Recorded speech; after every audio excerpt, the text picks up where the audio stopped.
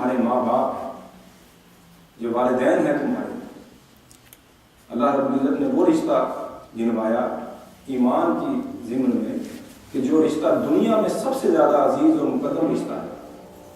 فرمایا کہ تمہارے والدین جو ہیں اگر وہ بھی کفر کو ایمان پر اگر مقدم جانے تو تم ان سے بھی محبت کا رشتہ ختم کر دو۔ یہ ایمان کی قیمت اللہ رب العزت نے بتائی کہ اس رشتے کو، عظیم رشتے کو، ان کے ساتھ بھی محبت کا رشتہ تم ختم کر دو اگر وہ ایمان پر کفر کو مقدم جانے۔ ان سے حسن سلوک اور ان کے ادب اور ان کی خدمت کا معاملہ جدا ہے، اس سے منع نہیں فرمایا، اگر فرمایا کہ ان سے محبت کا رشتہ ختم کر دو۔ یہ اس ایمان کی قیمت بتائی، یہ اس لیے بتائی گئی کہ شاید جن لوگوں کو بعد میں آنے والے جو امتی ہیں انہوں نے اس ایمان کو حاصل کرنے کے لیے اتنی محنت مشقت نہ کی ہو، ان کو یہ بات ریمبر کروائی گئی، یاد کروائی گئی، اس لیے کہ جو چیز اگر بغیر محنت کے مل جائے تو انسان اس کی قدر نہیں کرتا۔ اگر کوئی شخص تپتے صحرا میں سفر کر رہا ہو، اس کو سائے کی جگہ نہ ملے تو اس کو سائے کی اہمیت کا اندازہ ہو سکتا ہے۔ اسی تپتے صحرا میں اس کے پاس اگر تپتی دھوپ میں پانی بھی میسر نہ ہو تو اس کو ٹھنڈے پانی کی نعمت کا احساس ہو سکتا ہے۔ یہ میں نے دو چیزیں اس لیے آپ کو بتائیں کہ اس دور میں یہ دو چیزیں بہت عام ہیں، سایہ کہیں بھی مل جاتا ہے، پانی کہیں بھی مل جاتا ہے، مگر اگر یہ دو چیزیں میسر نہ ہوں تو پھر ان کی اس نعمت کا بھی اندازہ انسان لگا سکتا ہے۔ اسی طرح صحت و تندرستی، جب کسی نے بستر پر بیماری میں ایڑیاں رگڑی ہوں تو اس کو نعمت جو ہے صحت و تندرستی کی اس کا اندازہ نہیں ہو سکتا۔ یہ نعمت اللہ رب العزت کی کتنی عظیم نعمت ہے، صحت جو ہے۔ تو ہم جو لوگ ہیں، ہمیں جو ایمان ملا یہ بغیر محنت کے مل گیا، ہم میں سے اکثر لوگ، نہ ہمیں اس کے لیے کوئی تقاضا کرنی پڑی، نہ کوشش کرنی پڑی، نہ کوئی قربانی دینی پڑی، نہ ہجرت کرنی پڑی، نہ اپنے کاروبار چھوڑنے پڑے، نہ بچوں کی گردنیں کٹوانی پڑی۔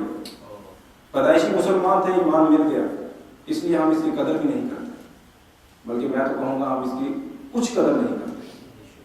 اگر اس کی قدر دیکھنی ہو تو صحابہ کرام کی زندگی کی طرف اگر ہم دیکھیں کہ کفار کے ساتھ جو انہوں نے جنگیں کی، وہ کفار کون تھے؟ وہ کفار جو مسلمانوں کے پہلے ایمان میں آنے سے پہلے کوئی کسی کا بھائی تھا، کوئی کسی کا بیٹا تھا، کوئی کسی کا بھانجا تھا، بھتیجا تھا، باپ تھا، دوست تھا، وہی سوسائٹی تھی۔ جب ایمان لے آئے تو وہ ایک دوسرے کے دشمن ہو گئے۔ اب اپنے باپ بیٹے کے خلاف جنگ کر رہا ہے، بھائی بھائی کے خلاف جنگ کر رہا ہے۔ اسی ایک جنگ میں حضرت ابوبکر صدیق رضی اللہ تعالیٰ عنہ اور ان کے بیٹے آمنے سامنے ہیں۔ مسلمان ہونے کے بعد بیٹے نے حضرت ابوبکر صدیق رضی اللہ تعالیٰ عنہ سے کہا کہ ابا جان، میدان جنگ میں 2 مرتبہ ایسا موقع آیا کہ آپ کی گردن میری تلوار کی زد میں تھی، لیکن میں نے آپ کو باپ سمجھ کر چھوڑ دیا۔ اس پر سیدنا ابوبکر صدیق رضی اللہ تعالیٰ عنہ نے جلال میں آپ نے فرمایا، بیٹا اگر میدان جنگ میں 1 مرتبہ بھی تیری گردن میری تلوار کی زد کے نیچے آئی ہوتی تو خدا کی قسم تجھے بیٹا سمجھ کے نہ چھوڑتا، تیری گردن تر سے جدا کر دیتا، اس لیے کہ تو کفر بچانے کے لیے لڑ رہا تھا، میں اپنا ایمان بچانے کے لیے لڑ رہا تھا۔ یہ ہے ایمان کی قیمت، ایمان کی قدروں کی۔ اسی طرح مدینہ کی بستی میں ایک دفعہ قحط پڑ گیا، خوراک کی قلت ہو گئی۔ اس دوران حضرت عثمان غنی رضی اللہ تعالیٰ عنہ، آپ بہت بڑے بزنس مین تھے، آپ نے 100 اونٹ غلے کے کسی دوسری جگہ سے منگوائے۔ جب مدینے کے تاجروں کو پتا چلا کہ عثمان رضی اللہ تعالیٰ عنہ نے 100 اونٹ غلے کے کسی دوسری جگہ سے منگوائے تو ان کی آمد سے پہلے مدینے سے باہر جا کر اس کو حاصل کرنے کے لیے دوڑے کہ ہم اس کو خرید کر مدینے میں آ کر مہنگے داموں کو بیچیں گے۔ اس پر جب وہ پہنچے تو انہوں نے کہا کہ ہم اس کو خریدنا چاہتے ہیں۔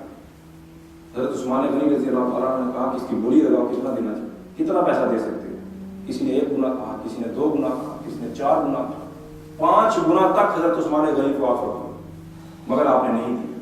تو مدینے کے تاجروں نے کہا کہ عثمان 5 گنا منافع مل رہا ہے اور تم 5 5 गुना मुनाफा पर भी अपना सौदा नहीं बेच रहे। ऐसा कौन सा ताजिर है तुझे 5 गुना से ज्यादा जो नफा देगा? उसने कहा हाँ। आपने फरमाया मेरे पास एक ताजिर है, वो मेरा अल्लाह है, जिसने मुझसे वादा किया है कि कम से कम 10 गुना तुझे मैं अजर दूंगा और ज्यादा से ज्यादा जितनी मेरी रहमत हो। तो आपने सारे 100 के 100 ऊंट जो गले के थे वो मदीने के गरीबों में तकसीम कर दी।